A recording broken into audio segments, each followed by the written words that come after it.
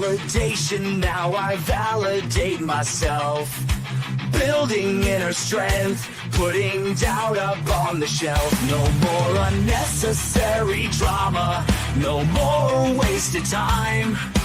Climbing higher constantly, making my own climb. Standing on higher ground, where excellence is found. My potential knows no bounds. Raising the bar, breaking ground. My network is my net worth. Choose your company wise. Surround yourself with eagles, not with sheep in disguise. Every interaction is a reflection of my brand. Quality over quantity, that's my personal command. Standing on higher ground, where excellence is found. My potential knows no bounds. Raising the bar, breaking ground. Whoa. I'm not just living, I'm manifesting my vision. Cutting through limitations with surgical precision. My expectations are my compass, my respect is my shield. To mediocrity and chaos, I will never yield.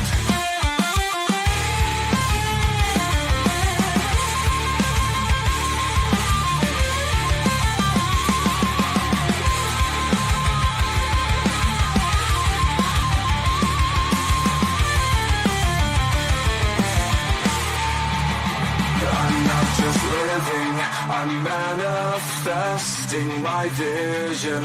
Cutting through limitations with surgical precision. My expectations are my compass, my respect is my shield. To mediocrity and chaos, I will never yield.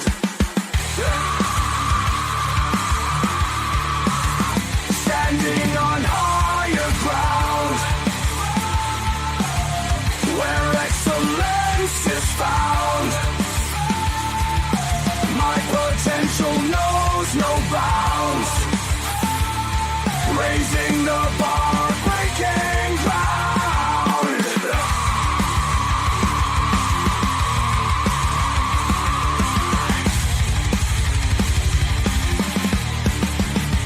I'm not just living, I'm manifesting my vision. Cutting through limitations with surgical precision. My expectations are my compass, my respect is my shield. To mediocrity and chaos, I will never yield. How you doing, ladies and gentlemen? Welcome to This and That. I'm your host, Xander, where we're talking about this, that, and everything in between. Today's Saturday. We are trying to keep up with the keeping up. I appreciate you guys. Make sure you like and subscribe. We have an interesting show for you guys tonight. We're going to be talking about yesterday's topic, which turns out to be today's topic. We got lost track in our days, so I had to rearrange the schedule. Took me a little bit of time. Got to start up a little bit late. But if you guys want to jump into today's topic, we're about to talk about the stuff that's killing the marriages. You guys can click that link in the comment section, approve the mic, approve the camera, bring yourself on in real time. If you guys are over the age of 18, of course, but then if in the event that you are not over the age of 18 or to just decide that you don't want to be getting your 15 seconds of fame, then by all means, throw all your appropriate comments. Please make them be appropriate into the comment section. Remember, we're live 7 nights a week. Supposed to be around about 10 o'clock, but we do start a little bit late every now and again. Because, I got to gather all of the information together because I do research on my topics before I talk about my topics, and I piece them together before the show. And sometimes it takes longer than other times to get everything coordinated. So with that being said, I appreciate you guys for your patience with getting started today, but join me as we dive into the most common phrases that could be silently killing and sabotaging your marriages and see if you can spot them in your own relationships. Now, when we think about what we can do wrong in a marriage, we often think about the big stuff like infidelity, being broke, lack of communication, you know, because finances is like, I think 57% of the killing of relationships and marriages. But sometimes it's the little things that can add up and just cause the most damage, like the way we speak to each other. Certain phrases or words can become sort of rhythm in our relationships. And before we know it, they can start to drive a wedge between us. Something that you might do that you might think is cute, the other person might think is mildly irritating. And then over time, it could develop into something extremely frustrating.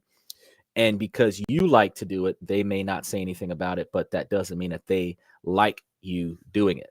So we're going to pay attention to that today. Now, while we're doing that, we're going to explore some of these phrases and the ones that can quietly kill our marriages if we are not careful. We're going to be going into some other things that is killing our marriages as well, behavior patterns and other such, because we understand that words have power.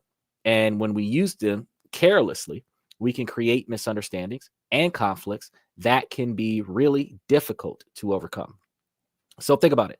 How many times have you said something to your partner only to have them misinterpret it entirely? Fellas, you know that you guys have gone through this time and time again. Ladies, this is from a man's perspective. If you ladies have some experiences with something like this, please throw your comments into the comment section, because I definitely would love to hear a woman's point of view about this topic today. But how many times have you also felt hurt or angry because of something your partner said, even if they didn't mean it in a fashion that they thought would hurt you? They didn't try to hurt you, but they kind of said that. And now it stings. You know, ladies, I know y'all probably have experienced that a time or two in your relationships. But this stuff happens. It happens all the time. And it's precisely because we're not paying attention to the language we're using. It's not just how you say what you say. It's also what you say when you say what you say that can negatively impact your relationship. I know women like to put communication into a little bow of the delivery is the effect. But that's only in scenarios when you just don't want to hear the message. You will devalue the message by claiming that the delivery was the problem. But a fact is a fact. If something was done inappropriately or incorrectly, that is the fact. No matter how disproportionate the information is delivered, if it's wrong, it's wrong. Likewise, though, you know, there are things that you can say, no matter how nice you say it, it's inappropriate. There are certain things that you can say, no matter how sweet of a bow you put on it, it's still devaluing your partner. So it's not just, you know, the delivery, it's also the message. And a lot of times we have to pay attention as the deliverer of the message to make sure that the message is not inappropriate to the receiver of the message. You guys understand how Elon Musk made that inappropriate gesture during the post-inauguration. And while we understand that it has multiple connotations to it, we also understand that the most recent times it was utilized was in a negative connotation, which also means that it is inappropriate for you to deliver a message that you know can be misreceived by the less knowledgeable or less educated, or just people who are motivated by negative influence and take advantage of any gesture that can be potentially utilized as negative.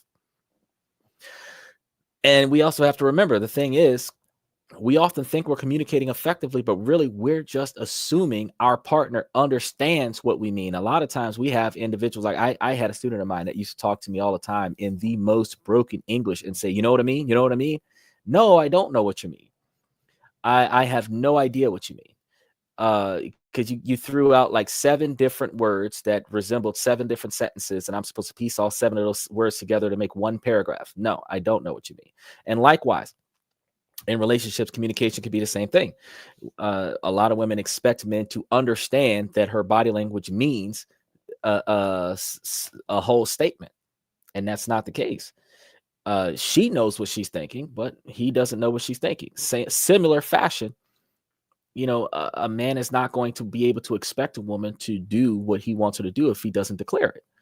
So, you know, gotta deal with delivery. You got to say it in a nice way so that she'll actually recognize it. But the fact is that if it's something that's not getting done, it needs to be done. Until you say something, it's not going to get done unless you do it yourself. So you got to realize that we're not taking the time to clarify and to listen and to really hear each other out. And that's where the trouble starts. So when we assume, we open ourselves up to all sorts of miscommunications. And before we know it, we're in a full-blown argument. So what's the solution?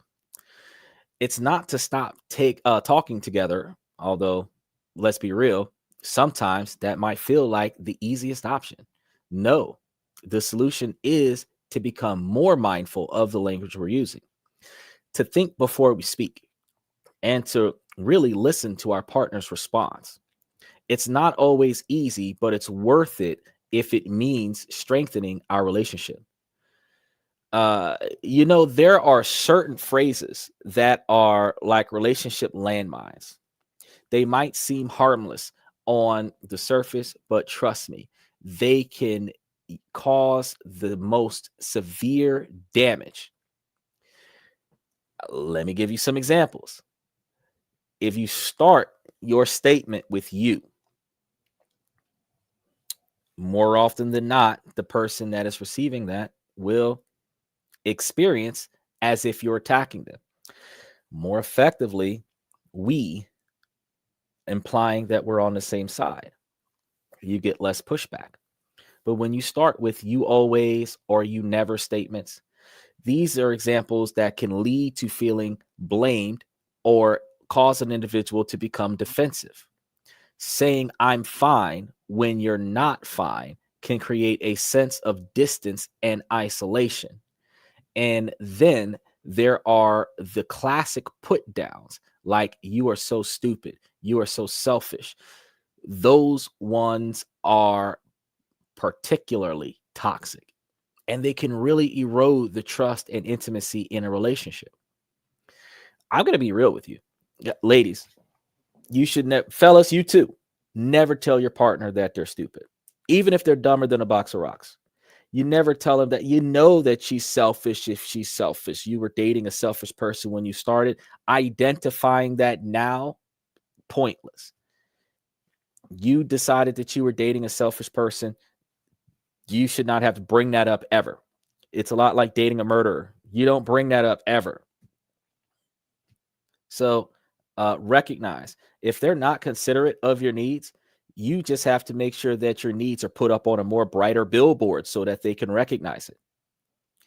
If they are prioritizing themselves when they ask you for something, you clearly can figure out how they benefit from what they're at. If they offer to do something for you and you know that they're extremely selfish, you can clearly identify why they're doing this, because what are they benefiting from it? Just like selfish children, when they come and they start being extra nice to you because they want something, clearly, you don't have to explain it. Oh, I know you're here because you only come when you want something. You take the false gestures and what can I do for you? Because you clearly understand that based on their behavior and their mannerisms, that they're about to ask you to do something that you probably don't want to do. You can start that conversation with no, or you can lead up to it as if you didn't know that they were about to come and ask something from you that you're not comfortable with doing. But again, that's the toxic stuff. Now, another one that gets my blood boiling is when we say, I'm sorry you feel that way, instead of I'm sorry I hurt you. You have to understand the difference between the two.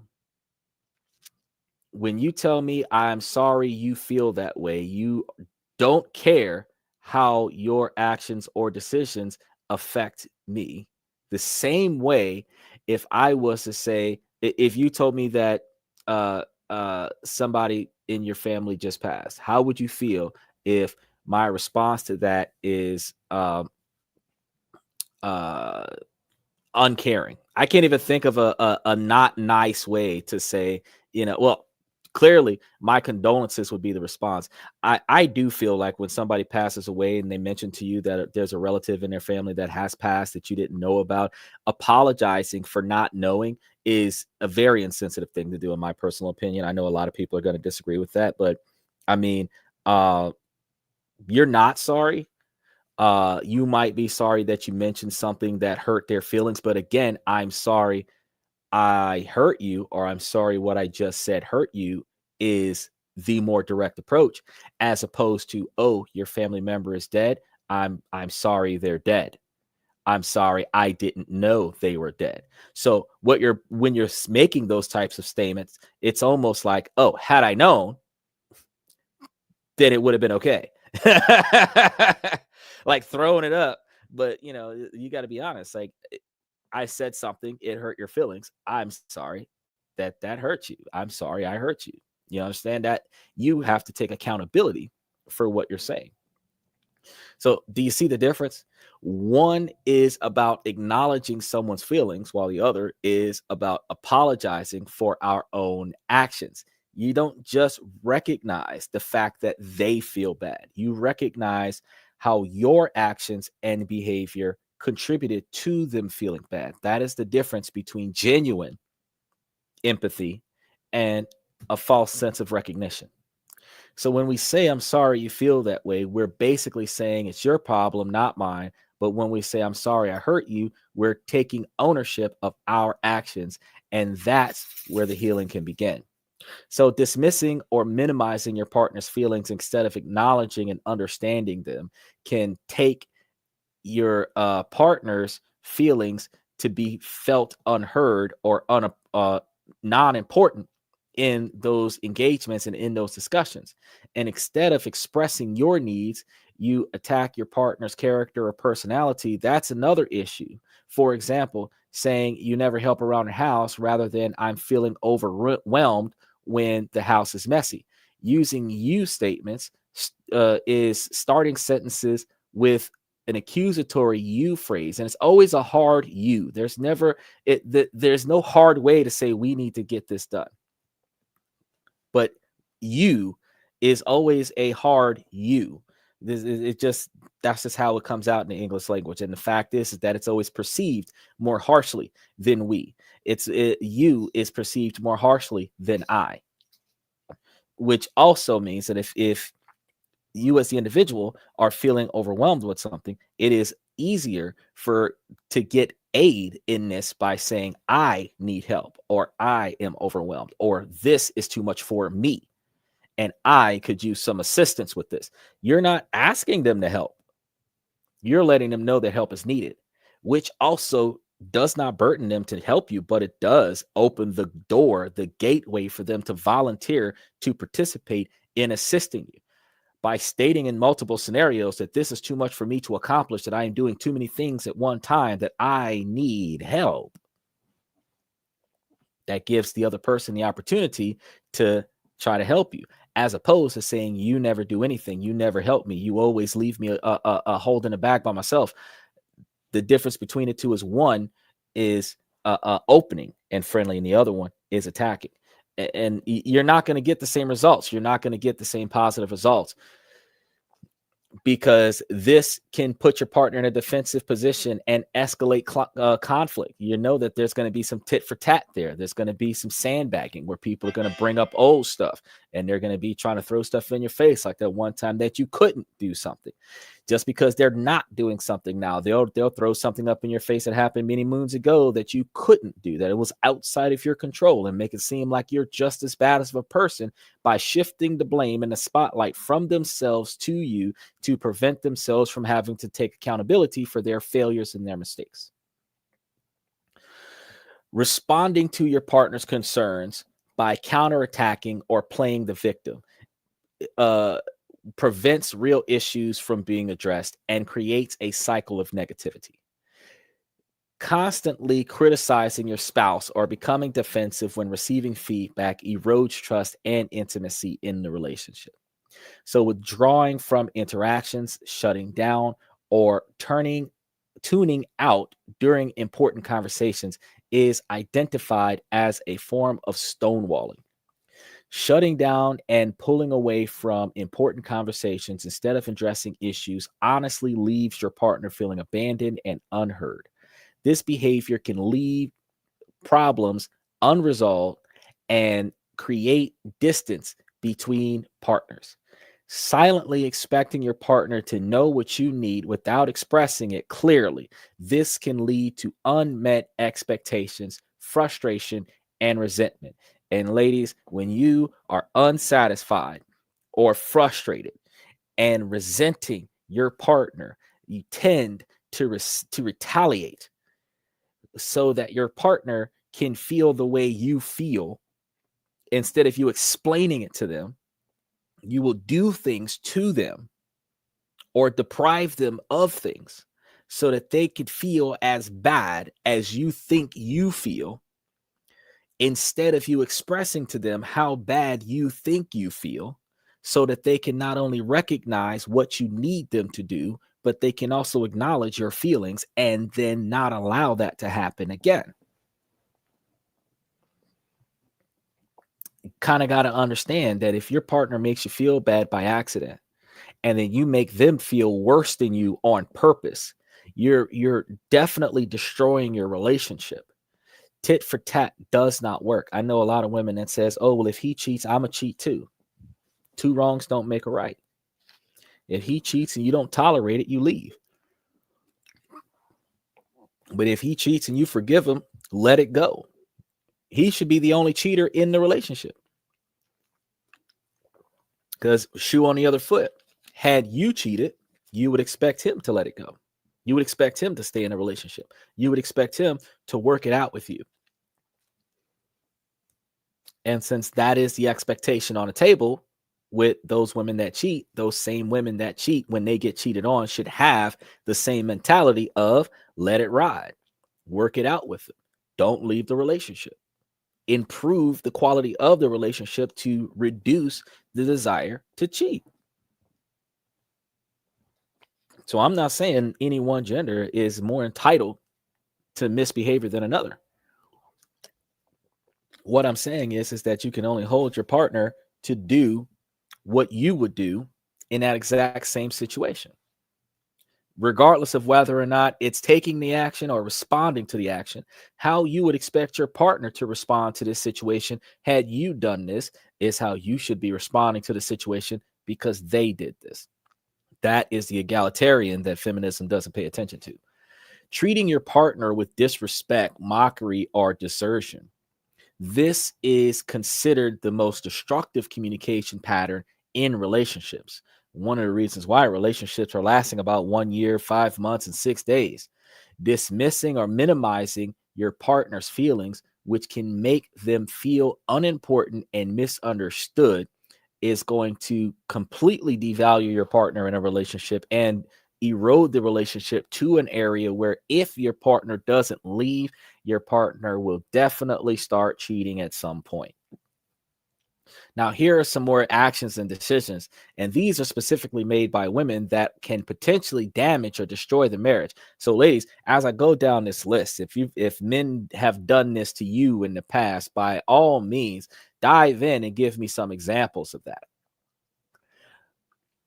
Setting unattainable standards. Setting unattainable standards for relationships or your partner. You ever been in a situation where the expectations from your partner were far beyond your capabilities? We just talked about this yesterday.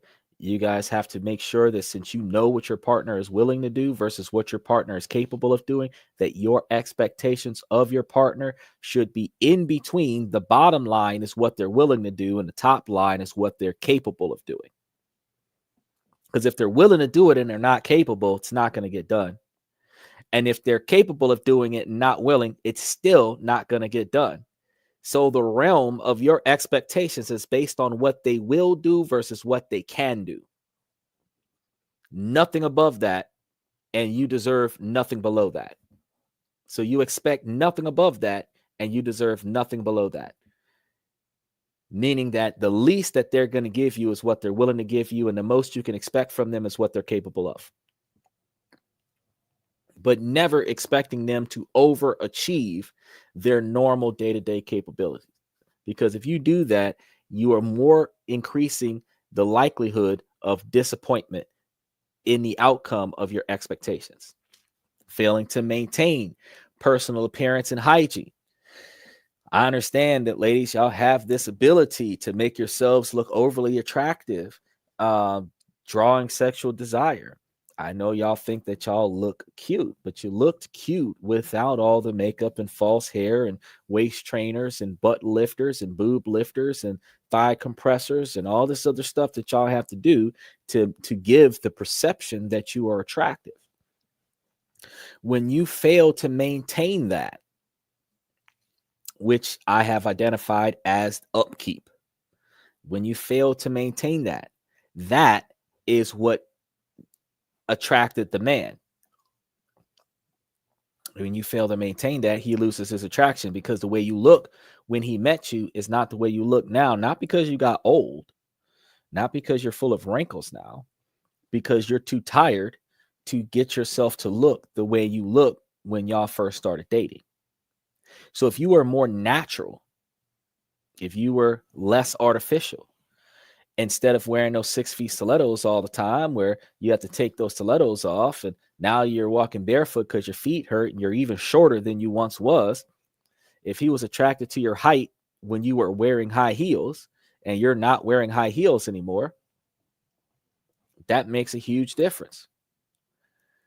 You have to understand that pretending like you're something that you're not, which is what you're doing when you're putting all of this fake stuff on because it makes you feel good. You need to be happy about who you really are when you don't have all that stuff on, because then you would be more proud of yourself. A woman that doesn't have to put on makeup, eyelashes, fake hair, fake bras with pads in them, fake waist training stuff to turn their M&M body shape to a Coke bottle body shape. You don't have to do all that. You don't have to wear heels. You can wear slippers and be attractive. You're closer to a 10. Going to be honest with you. So if you've got to change your appearance and it takes you 30 minutes to an hour to get ready because you have to put your face on, it means you're not a 10. You're not an 8. You got to go through all of that. Natural beauty is more attractive than artificial beauty. But when you can't afford to maintain your personal appearance or your hygiene because you are going above and beyond to make that the base, and you can't afford that, you can't expect him to afford that. But if you can't afford that, then you are no longer what he was looking for, because you were what he was looking for when he met you. Now, here's another one. Criticizing or bad-mouthing your husbands to your friends and family members. Gonna be honest with you, ladies. I've been saying this for the longest period of time, and this goes both ways. You should never talk bad about your partner to your friends. You should never talk bad about your partner to your job. You should never talk bad about your partner to your family. You should never speak ill of anyone in your family to the society that they exist in. Truth. Your unified front, because think about this. Like, we had a woman on the show about 6 months ago. She broke up with her boyfriend because she did not give him any emotional attention. So he started hanging out with a female to make his girlfriend jealous. She didn't like his choice of actions to get a rise out of his girlfriend because she would not acknowledge him ever. She comes onto the show. She explains to us the situation. And I asked her, I was like, well, have you actually been acknowledging his feelings and his existence? She's mentioning like a couple months ago kind of thing. Now, after a long talk, long story short, she come to understand that had she been validating him more, that he would not have behaved in that fashion. Now, getting advice about your partner is one thing. But when she was on the show, this is the part that I want to point out. She wanted to claim that he had low standards because he had low self-esteem, because he was traumatized from women in his past life and maybe even traumatized by his mama in his childhood. Now, whether or not that information is true, I had to remind her that he chose you. So if he is that bad off and he chose someone that was further beneath him than what he deserves because of his low self-esteem and his trauma, then what does that say about you? If his value is that low that he got an undervalued chick, you're that undervalued chick, what does that say about you? That makes her rethink her position. If he thought that he was getting the best of the best, and it just turns out that it didn't work out in his favor, you can give yourself a little bit of a pat on the back, assuming that you're cream of the crop. But if you're going to accuse your partner of having standards so low to pick out of the trash instead of pick quality, he picked you, which ultimately means that you are on the same quantity or quality of trash. Now, this was a eye-opening scenario. I reminded her, never talk bad about your boyfriend. Understandably, you have problems. You can talk about the problems. You can talk about the things that went wrong, but you must take accountability for the things that you do and the things that you did not do that led to the outcome that you have. You cannot just devalue your partner and shift the blame onto your partner. Oh, your partner is worthless because your partner is not doing what you want them to do. It's unacceptable. Because, ladies, I can tell you right now, very few of you are willing to acknowledge and confirm the obligation that falls under the words submit or obey, or both. You're objecting to that 100% of the way. But ironically, though, when you do what your boss tells you to do at work, you're submitting to your authority. When you complete a task that was assigned to you by your employer, you are obeying their commands. Why can't you do that at home? What's the difference? Besides your pride, besides your own ego, what is the difference? Because you're not paying for his standard of living. Most women pick a man that can pay for her standard of living. So the difference between the man that's paying for your entire standard of living versus the man that's paying for your hourly wage, what's the difference? Why can you be wife material in the street but not be wife material at the house? We're going to be talking about wife material coming soon. But repeatedly finding fault with your partner's actions or character is also going to be an issue. For every one thing that you find wrong, you must find 5 to 25 things that they've not done wrong. The good things. The age-old saying of if you can't find nothing nice to say, don't say nothing at all. You want to make sure that you find 5 to 20 things that they've done right in every statement when you're acknowledging something that they've done wrong. Because if you can only beat them down but never build them up, you are not worth their time. Because constructive criticism recognizes where things are going well, where things are not failing, where you are doing enough, and then areas that you can improve to bring the failures to the balance of enough. That's where constructive criticism comes from. You can write good, but you have a few grammar exchanges that needs to be corrected. That is a compliment with constructive criticism. You can bake good, but you sometimes could put a little less sugar in the desserts. You're a little heavy-handed with the salt.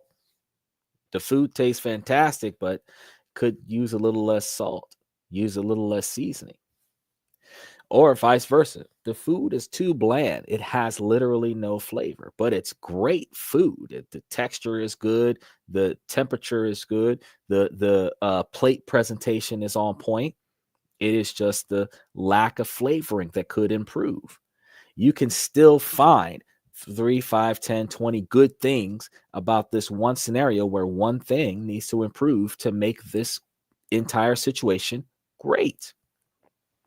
Now, ladies, neglecting physical and emotional closeness in the relationship. This is going to be a very huge concern that a lot of us don't pay attention to, but we need to really address.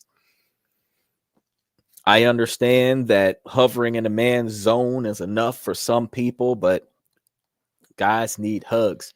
Guys need physical contact, and physical contact doesn't have to be sex, but it ends up being sex. Being able to put your hand on his arm or touch him on the shoulder or touch him on his inner thigh, or not like stroking his genius, but just like when you're communicating with him, being able to lay hands on him while you communicate with him gives him an era of fulfillment that a lot of women forget about. And it's something as simple as passing by him and rubbing your hands across his back as you pass by him to acknowledge his presence, to being able to, he's sitting in a chair playing his video games and you're able to come from one side and rub your hands around his shoulders as you pass by him to let him know that you recognize him while he's playing the game. You don't have to stop his whole gameplay scenario. You understand? You could literally just come back and like massage his neck while he's frustrated on the game. I mean, unless that's his tickle spot, then you can't do that. But I'm saying simple. You don't have to say nothing. Just touch him. These things mean a lot. It's the little things that mean a lot. You'll see a big change in his behavior when you start doing this stuff. Now, here's another one, ladies. This is a big one. This one leads to divorce. Withholding important information or being dishonest with your spouse.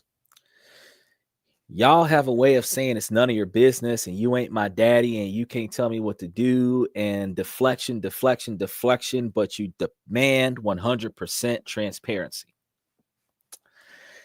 There are demons in your closets, ladies, and y'all can't keep doing that. Y'all have to understand that y'all got the kind of man that'll be on death row for you. Y'all got the kind of man that'll put their life on the line for you. Y'all need to be the kind of women that are worth a man making that kind of sacrifice for. So if he can't trust the operation that he's operating in, then he can't be in that operation. This can't be a night watch. He can't be just out there, just not knowing who to trust. He's supposed to be able to trust you. So you're supposed to be able to be honest with him, because you have to understand that honesty not only builds the trust, it also builds the loyalty and it builds the dedication. You can be a traitor and Jesus will still sit at the table with you because he knows what you are going to do. So think about that. Now, not acknowledging or valuing a partner's efforts and contributions is another thing that can cause long-standing infidelity and divorce, because if a man is not being acknowledged, one of the first things that a man is going to do is he's going to stop trying. He's not going to just shut down. He's just going to stop applying himself to the things that you're not satisfied with.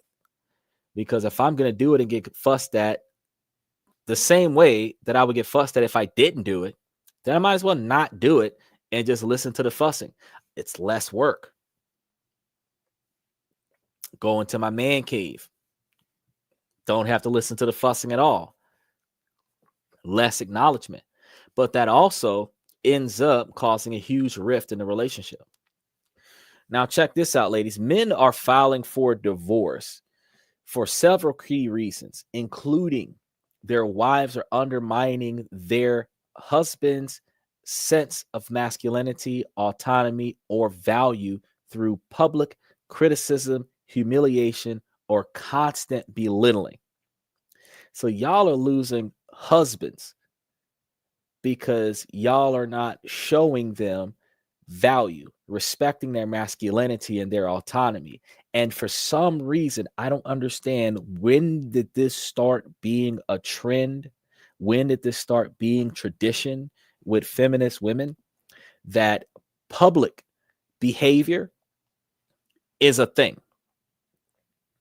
Notice I said behavior. I'm not like all the criticism, all the humiliation, all the constant belittling. Nah, anything inappropriate done in public that will not just bring shame to him, but bring shame to you because you affiliate with him. Why are y'all doing that? Because if he ain't shit, you ain't shit by default because you chose shit the same way he chose you. So you have to make sure that you understand that when you are with the person you chose, that your decision-making process is on the line. This isn't like being given a court-appointed attorney. When you're given a court-appointed attorney, you take what you get and you make the best of it. But when you request an attorney and buy an attorney and that attorney fails you, you chose that failure. Now you have to deal with it. So public displays of humiliation, not necessary. Now, there's another thing that goes along with that, ladies. And I know that a lot of y'all are going to be pissed off about this one. Dishonesty or secretive behavior regarding your finances, including hidden spending or debt. Now, I know that they got some females out there that going through the roof on this one. But ladies, dishonesty or secretive behavior regarding finances, including hidden spending or debt. Men feeling undervalued or disrespected in their relationships. These two things typically go hand in hand with the last five, but examples of financial dishonesty or secretive behavior in a marriage, this next to cheating is going to completely shut down your marriage. So I'm going to give you a few examples of this so you guys can understand what I'm talking about. And if you're experiencing this, you probably should start standing on some of those non-negotiable expectations for behavior. Taking out a secret loan or credit card without the partner's knowledge. Problem. Making large purchases or excessive expenditures without discussing them with your spouse. Problem. I have a buddy of mine whose mom lied to him about the rent so that she could buy a $500 chair. Then when it showed up at the house through Amazon, she made him build the chair. He had to put in extra time at work in order for him to get the money so that he could replace the money that was spent on the chair so that the rent would get paid. So not only did he have to go into double overtime unexpectedly, he's now like a dumbass build-a-bearing this piece of furniture that he didn't even approve of with his money. This kind of stuff causes rifts. Opening separate bank accounts or investments without informing your partner. Ladies, this is a problem. Some of y'all feel, oh, we should do this. We should do this. No, this is a problem, and I'm about to get to why. Secretly redirecting joint funds to a secret account without informing your partner. For example, those escape funds accounts. If y'all don't have the confidence in telling your man that you need a fluff account,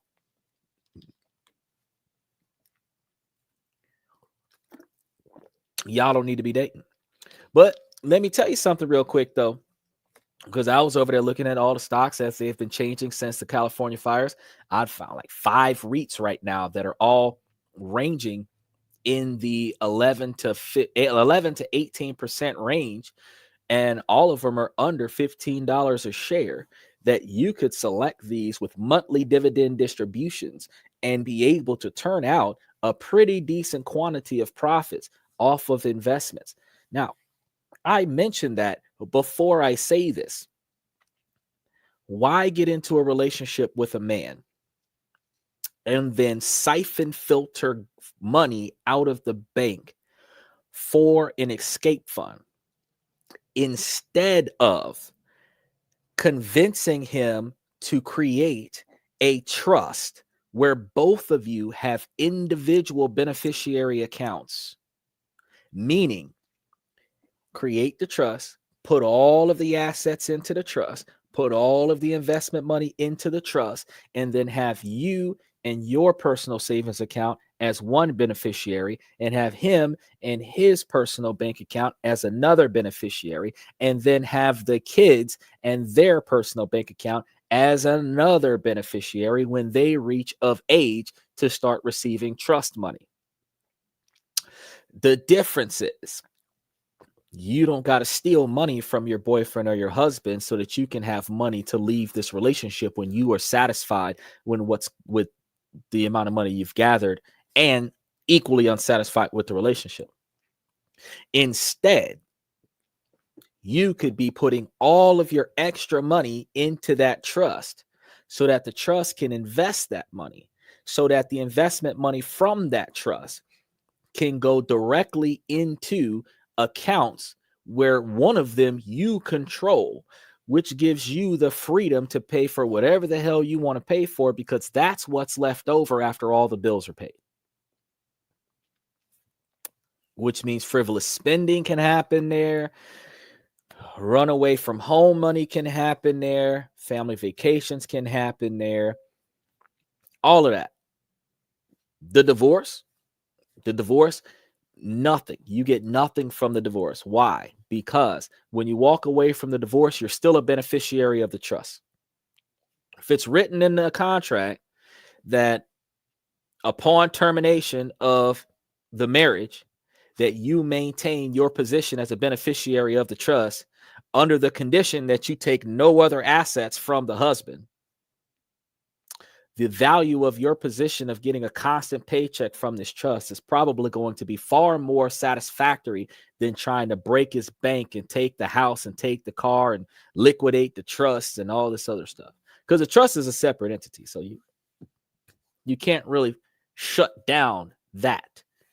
And your monetary entitlements is guaranteed because you're written in as a beneficiary of the trust. You can't be unwritten as a beneficiary of the trust. See what I'm saying? I mean, you probably could if it was set up that way. But I mean, if you're building a trust where you don't have to do anything other than collect the paycheck, that's guaranteed money for the rest of your life. As long as you're spending less money than a trust is making. Another thing, ladies, lying about income, being dishonest about one's earnings, or hiding additional income. You got child support payments coming in, alamo money from a previous marriage. You might as well start talking about that. Why is it that ladies expect men to be forthcoming about their financial situation so that she can count his dollars, but those same women have even been on this podcast saying that a man shouldn't know how much a woman is making? I'm gonna go to the left real quick before I go to the right, because when I go to the right, women are gonna start getting mad. When you go to the left real quick, and the women in the Philippines will balance a man's budget and make sure that he's saving more money than he's spending so that they got more money for food. You feel me? Now, let me go to the right. Historically speaking, before the 70s, before the 60s, right around Civil War area, the women who did work brought their money back to their husbands. Okay. After the war, after, World War I, right after the Civil War, you know what I mean? Because all that stuff went down. Right before women's liberation, right before the 60s, the husbands used to bring their money home to their wives who didn't have jobs, and they balanced the budget. They made sure all the bills got paid. They made sure the husband had what he needed, made sure the kids had what they needed. The wife kept whatever was left over. Now, if she was a good wife, not saying that she was a bad wife if she didn't do this, but she was a good wife with the money, she would invest what's left and there would be extra stuff. But if she was at least good with saving, they wouldn't run out of money. Now, not so good with decision making. There is always never enough money to go around, which means that the husband has to go out and work 2, 3, 4 jobs to bring extra money in to cover the frivolous spending that he's trusting her not to do. Modern times, after equality, the women expect the men to give the women allowances where they're not taking care of the financial responsibilities. The financial responsibilities have shifted back to the men. So remember, way back in the day, before women's liberation, before integration, during those segregated times when women would give their money to the men and the men would handle things. Men started giving their money to the women and let the women handle things while the men focused on work. Then women shifted the responsibility of taking care of the finances back to the men, but mandatorily required the men to still give them gift money. If you were still doing your job and managing the household, he would just give you his whole paycheck. And as long as the bills got paid, he didn't care what happened. Now, ladies, you want to be treated as equal. You have to invest in this relationship the way men have to invest in this relationship. So that means that your shares of authority in this relationship are based on your financial contributions in a relationship in addition to your effort. Because the feminine roles are non-monetary. So when you want authority, authority comes from paying the cost to be the boss. And this is a scenario that women don't understand. Alpha boss ladies are alpha boss ladies because they are in charge of their companies. Alpha boss ladies are not alpha boss ladies in their relationships if they are not financially compensating in their relationship. And then also there are some women that make more money than their men and is still willing to show the man a respect of submitting to the men. But those women that want to be in charge by default, fine, be in charge, but be in charge and be responsible at the same time. Don't be a dictator and be responsible while being in charge. Don't make me responsible for your leadership. That's not okay. So draining those accounts, secretly draining joint accounts, and whether you're putting this money into an escape fund or you're using it for something like gambling or other addictions, that's not acceptable. Using shared money for personal expenses without agreements, that's also not acceptable. The same way you would be pissed off if he took all the savings and went and bought himself a Harley or a Corvette or one of those Hellcat car or whatever's. Yeah, you're not going to be okay with that. You can't do that stuff either. But one of the things we've been experiencing in recent times is a man will give his girl bill money and she's claiming to pay the bills, but spending the money elsewhere. The bill still ain't getting paid. Now he's got to go and pay the bills after he gave you the money to pay the bills. That's unacceptable. Concealing property, holdings, or investments from your spouse. That's not good either. Being defensive or avoiding discussions about money matters. That's not a good either. If he's asking you questions about money, answer him. You want to know where the rent money went. You want to know why there's a final notice on the front door. Why you're getting letters with red stamps on them. Y'all know what they look like. Foreclosure notices and shit. And ladies, opening new lines of credit in one or both of y'all's names without the consent of your partner, that's unacceptable. Now, am I going to say that these actions are only acceptable when men do them? No. What I'm saying is, ladies, these are the reasons why men leave their women. Notice nowhere in there is a man divorcing his wife because he's tired. That's it. You know, they divorce their wives because their wives are not doing right. But remember, cheating remains at the top of the reasons that men get divorced. And this is something that both genders feel like is a top deal breaker.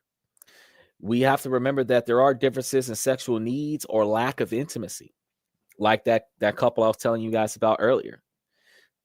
Persistent conflict in inability to resolve disagreements, where y'all just argue until y'all get tired of arguing and then y'all just stop talking to one another, but you never resolve the situation. Diminishing effort in maintaining the relationship, where you just stop trying to do right and just say it's whatever, it is what it is.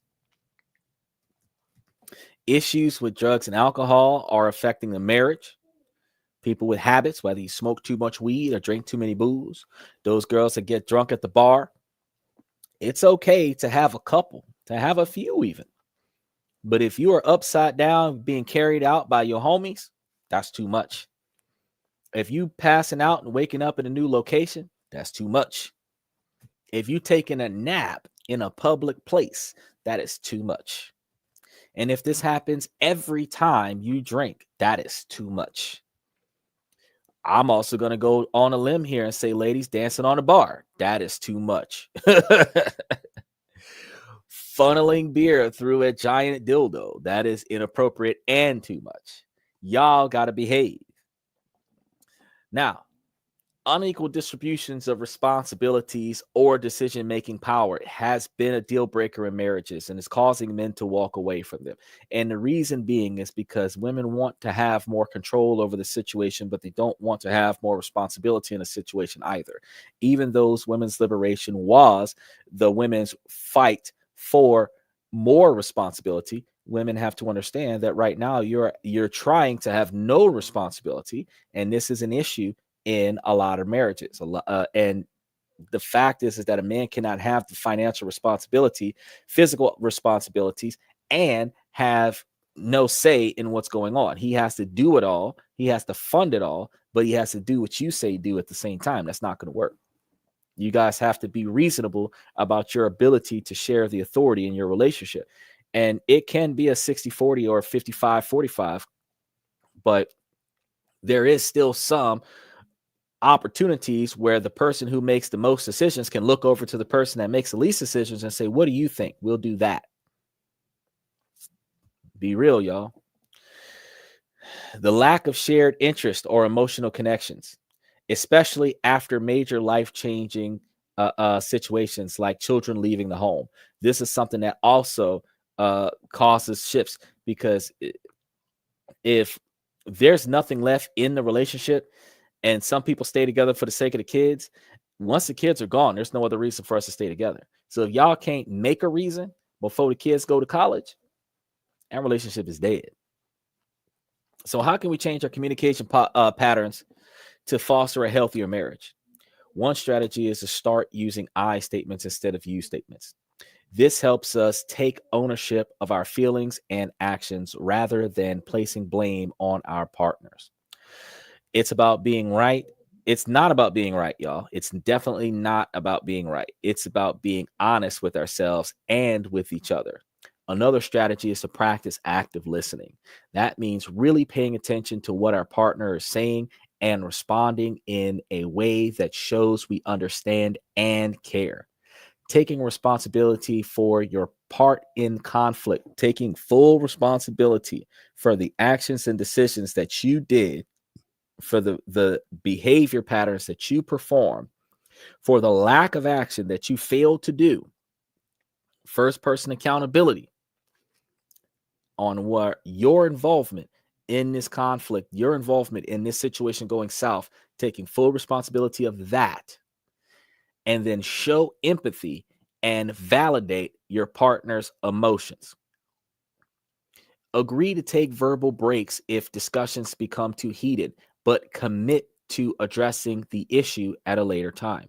And taking breaks doesn't mean that we're broken up, that we're no longer in a relationship for a short period of time, which gives you the opportunity to be in the moment with your affair with somebody else and say, we weren't together at that time. We were on a break.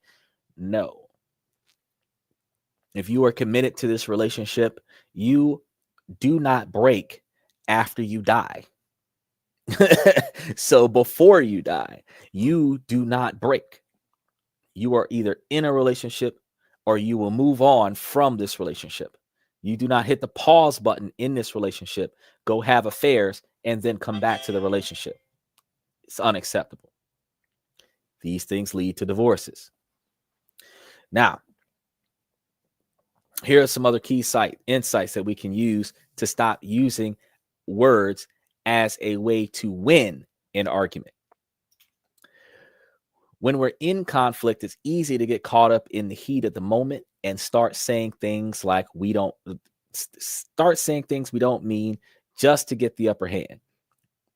And that's not communication, that's manipulation. And it's toxic. Trust me. Instead, we need to focus on understanding each other's perspectives and finding common ground. That's where the real growth is going to happen here. So what we have to learn today, we have to learn that certain phrases can be toxic, and this toxicity can damage our relationships. And this is something that we need to become more mindful and aware of. The language we're using is very, very important for us to filter negative dialogue out of our vocabulary. We've learned that effective communication is key to a healthy marriage and that it takes effort and practice to get it right. And we've learned that it's never too late to make a change, to start communicating in a way that fosters intimacy, trust, and respect, especially if you're looking for the kind of relationship where you want full transparency. You're looking for a confessional style relationship, then you are looking for the kind of relationship where you open up to your partner without judgment. Your partner opens up to you without judgment. Their mistakes, their failures, whether accidental or intentional, without judgment. You're going to get them out of this one like you got them out of the last one, without judgment and without resentment. That is how you build trust. That is how you build loyalty. That is how you manifest and improve dedication to each other. You want that anime style relationship where y'all can be separated, hearing negative things from society, and you're just like, no, that is not how my partner is. I'm going to find my partner. And be like John Cena in The Marine, be like Neil Eason in that movie Taken, be like Red Reddington in Blacklist, just forever going after your partner, your family member, your loved one, until your dying breath, until their dying breath. You never give up on them. You always believe that regardless of what is happening, that they have a logical and rational reason to themselves, if not to you, for doing that. And whatever that reason is, you're going to back them up until it's over. And then after the situation is over, you're going to find out what the fuck was going through their mind when they thought that shit. But you're not going to judge them and you're not going to resent them. So I'm glad that you guys joined the conversation. I want to know if you guys have ever caught yourself using any of these toxic phrases in your relationships, and how did you overcome them?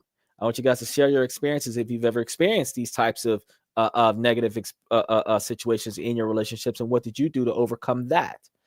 On some of our upcoming videos, we're going to be improving communication skills in relationships, and we actually have tomorrow, Sunday, as our members only show where we're going to be open to the public, where you guys will be able to deal with reaction to comments and questions from the fans that we're going to be putting up onto the show, so that we can have a better understanding as to what's going on in certain relationships and what we can do to improve them. I want you guys to make sure that you keep watching us every night of the week. We are live 10 o'clock Central Standard Time. That's 11 o'clock Florida time, and 7 o'clock California time, as California is still burning to the ground, y'all. 4 weeks in the making. I told you so. Just wanted to make sure that I rub that in. Tariffs is making things hard. Things are becoming more expensive. Oh, and while I'm talking about it, they got some links to Temu in the show. Click it in the description. If you guys are trying to buy something for Valentine's Day, I can tell you right now, you're going to love this part. Temu gives you guys $5 if it takes longer for the product to get to you. So if you order multiple items, each one of the items, depending on if they're shipped separately, each shipped item has a $5 compensation if it doesn't show up on time. They usually give 7 to 10 days shipping, especially since stuff is coming from overseas. I just got notification that something that I ordered a while back is just being released from customs, when it took 2 weeks for them to get it released from customs. So I just got $20 back from my purchase because it's taking longer than Temu projected to ship stuff because of the tariffs. So remember those inflation costs that I told you guys about. You can offset some of those inflation costs when you're buying stuff at Temu, where Temu is selling things at 30% or less the price of Amazon. And Temu is guaranteeing you that if you don't get it in a reasonable period of time, they're going to credit your account $5 per item that gets shipped individually. Which means that if you buy 3 items and each one of those items takes too long to get there, each one of those items will give you $5. So if you spent $50 on 5 items, you'll end up getting back $5 an item, which means you get back $25, which means that your purchase is 50% off because customs is slowing down shipping. Now, yeah, everything's going to take forever to get here. So if you're buying Valentine's Day stuff, you're a little bit late because Valentine's Day is next week, Thursday, and it ain't going to get here before the 28th of December. But the fact is that when it does get here, it's 50% off because it's taking longer. And a lot of stuff that's being shipped from Temu is being shipped from overseas. So think about that. And then they also have an option for you to do the delayed shipping where it takes 30 days or longer for you to get it. And that makes the items even cheaper. They have that option too. But if you're just going to select, I want it within the next 2 weeks, within the next 10 days, and you already know it's going to take 20 days, you're guaranteed to win. You just got to wait for it to show up. It gets here when it gets here. So just make sure that if you guys are looking at interest, if you don't already have a Temu account, I suggest that you click the link down below where it says Temu, and it'll take you to Temu, and you'll be able to set up an account, and it'll give you a discount because you set it up through me. If you already got one, just utilize it, and you'll be able to get yourself a discounts on your purchases because nothing's coming on time unless it's in a local warehouse. And that's another hint. So if you're buying something off of Temu and it tells you that there's a local warehouse, go and select another product, the same product that's being sold by somebody else that doesn't have a local warehouse. That item's going to come from China. That means that you're guaranteed to get $5 off of it. Still going to be the same price, plus or minus $1 or $2, but you're guaranteed to get $5 back. It's just going to take longer for it to get to you. Every time I find a way for you guys to win, I let you know. With that being said, I want to thank you guys for coming to tonight's show. Special shout out to Red Void, Omni81, Liberty Twitcher, Mr. Pibbs, Max the Poser, Joe, his dad, Reese Martinez, Lightning Blue. I really appreciate you guys for coming to the podcast. Special shout out to Romania and Brazil. Special shout out for Russia being almost 20% of our followership right now. We really appreciate you guys for coming to the show and showing us love. Ladies, I always tell you guys, as long as the situation doesn't make sense, I'm going to keep asking y'all to make it make sense. And fellas, I'm going to tell you again, I thank you guys for showing us that love. 70% of the channel is just bros. So when we start passport broing, fellas, we're going to be taking y'all places that y'all need to start going. And we may have to touch base into Brazil and Romania as we take those journeys. But fellas, just make sure that y'all know that y'all need to listen to what I'm telling you, because everything I'm telling you is going to benefit you. It's going to benefit the ladies, but it's going to benefit you because you need to improve yourself and you need to improve your resources so that she can give you the time that you need. And that's going to take a little bit of effort from the man side. So, fellas, I'm going to give you guys as much pointers and tips that I can to help you guys become more successful going down the line. So make sure that you guys like and subscribe if you haven't done so. Make sure that you guys look into joining the membership because we have some of the most basic memberships is $3 a month. And you guys could invest in those memberships so that when we do go private for our members only shows, you will be able to dive in those. Because those members only shows that are going to be exclusive to the members are going to be the uncensored version of the show that is going to be giving you guys the information that I'm not going to be able to give you on the public channel because we do have community guidelines that we have to adhere to, because with YouTube, while we have the freedom to say whatever we want, YouTube does not have to pay us for it. So in order for us to maintain monetization, we have to not talk about demonetizable topics. It is what it is. We lost a lot of big name podcasters because of the demonetization platform that YouTube adheres to. So, I'm not going to be one of those people that are going to walk away from the podcast because I don't have the ability to say what I want to say. But you guys are not going to be able to hear what you need to hear because I'm not allowed to say it if I want to get paid. So remember, take a look at the membership. Also stick around because we have Higher Ground coming up as we walk out of the show, so you'll be able to enjoy the live band alanito.music made us from Switzerland. So special shout out to Switzerland. And that song is not just exclusive. It's exclusive to the podcast, but it's accessible everywhere. It's on iTunes, Spotify. You can click the link and go listen to the whole album on YouTube.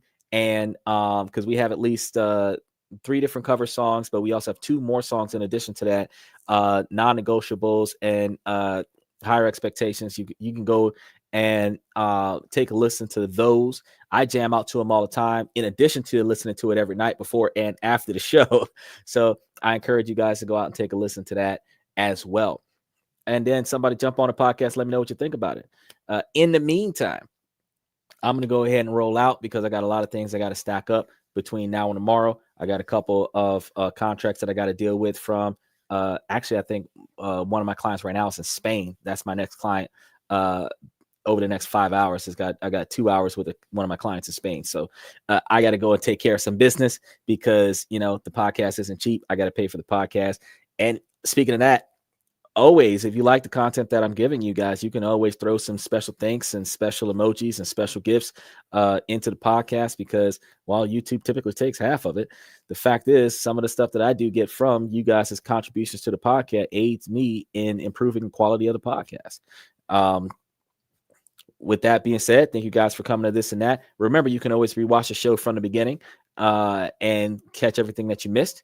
I also want to say that I'm your host, Xander, for This and That, where we talk about this, that, and everything in between. If you guys have any other topics that you want to know about, make sure you throw those into the comments down below. And like when DJ1P or DJP1 told me about the stock increase, I did a whole show about it 2 days later. I will, if you give me a topic that's worth talking about, I'll add it to the lineup. So in the meantime, until that happens, I want to appreciate you guys for coming to the show. You guys got here a little bit late, but make sure that you dive in. We start at 10 o'clock Central Standard Time, and we're not going to adjust that time for daylight savings time. So when daylight savings times change the time, we're going to have to change the hours. I think we fall forward or spring forward. So time might go from 10 to 11, but for those of you who do not recognize daylight savings time, it's going to start at the same time. So that's all I have for you guys for tonight. I will see you guys tomorrow night.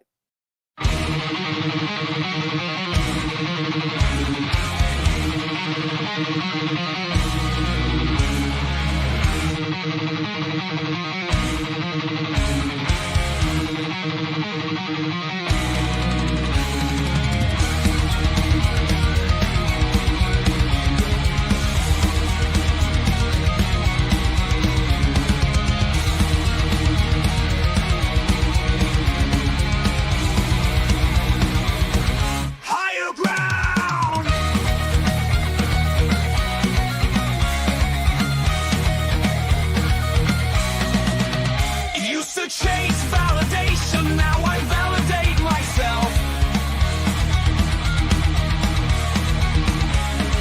Building inner strength, putting doubt upon the shelf. No more unnecessary drama, no more wasted time. Climbing higher, constantly making my own climb.